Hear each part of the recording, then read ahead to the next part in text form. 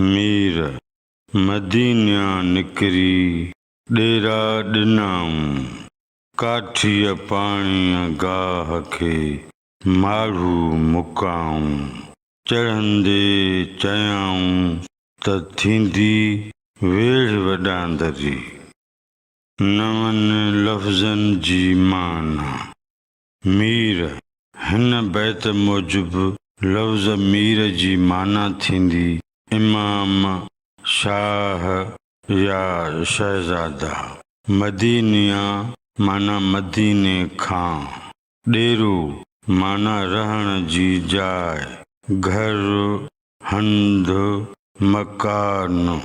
डेरो ॾियणु हिन इस्तिलाह जी माना आहे मंज़िल करणु माण्हू माना माण्हू मुकाऊं माना मोकिलियाऊं ही लफ़्ज़ मस्दर मुंझण ऐं मोकिलण जो फ़ेल माज़ी आहे चढ़ंदे हिन बैत मूजिबि हिन लफ़्ज़ जी माना बीहंदी घोड़नि ते सवार थियण वक़्तु वॾांदरी माना वॾी घणी मुदत वारी बैत जे मिसरनि जी सादी सम्झाणी मीर मदीना निकिरी डेरा ॾिनऊं शाह इमाम शहज़ादा मदीने खां ॿाहिरि निकिरी जॾहिं सफ़र ते निकिता त कंहिं जॻह ते उन्हनि मंज़िल कई काठीअ पाणीअ गाह खे माण्हू मुकाऊं शहज़ादनि जॾहिं शहर मदीनो छॾियो थिए तॾहिं काठीअ खे पाणीअ खे ऐं गाह खे माण्हू मोकिले मुतल कयो हुआऊं चढ़ंदे चयाऊं त थींदी वेढ़ वॾांदरी शहज़ादा जॾहिं घोड़नि ते सवार थिया तॾहिं इहो ॿुधायो हुआऊं त असां जेॾांहुं वञी रहिया आहियूं उते घण मुदती मारको थींदो बैत जो मजमूई मतिलबु ऐं मफ़हूम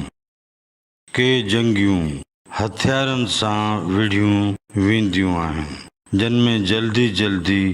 जानी नुक़सान थींदा आहिनि घणे जानी नुक़सान थी वञण करे जंगियूं जल्द ख़तम बि थी वेंदियूं आहिनि पर के जंगियूं सिर्फ़ु सब्र ऐं साबित क़दमीअ सां विढ़बियूं आहिनि ज़ाहिरी हथियारनि बिना वेढ़ न निबिरण वारी थींदी आहे इन्हीअ करे इमामनि काठीअ पाणीअ गाह खे न्यापा सनीहा मोकिलिया त किथे ज़ाहिरी ज़माने जे रेब रिवाज खे ॾिसी अवां अजनबी न थी वञो इन्हीअ करे त लतीफ़ साईंअ चयो मीर मदीना निकिरी डेरा ॾिनऊं काठीअ पाणीअ गाह खे माण्हू मुकाऊं चढ़ंदे चयाऊं त थींदी वेढ़ वॾांदरी इमाम तमामु वॾे सफ़र ते रवाना थिया हुआ जीअं त हू कुटुंबनि समेत सफ़र करे रहिया हुआ तंहिं करे जिते शाम थी वेंदी हुयनि उते मंज़िल कंदा हुआ ऐं हिकिड़ी नंढड़ी बस्ती ठही पवंदी हुयनि ॾिघो सफ़र वेढ़ खां घटि कोन्हे खेनि ज़रूरतुनि जी शयुनि जो को ज़ख़ीरो साण कोन हुयनि उन्हीअ करे फितरत खे अॻुवाट चई छॾियो हुआऊं असां सां भातियुनि खां सवाइ जानवर पिणु गॾु आहिनि असांखे रस्ते में अहिड़ी तकलीफ़ न ॾिजो ही तवील दौरियाने जो दंगल आहे हीअ वेढ़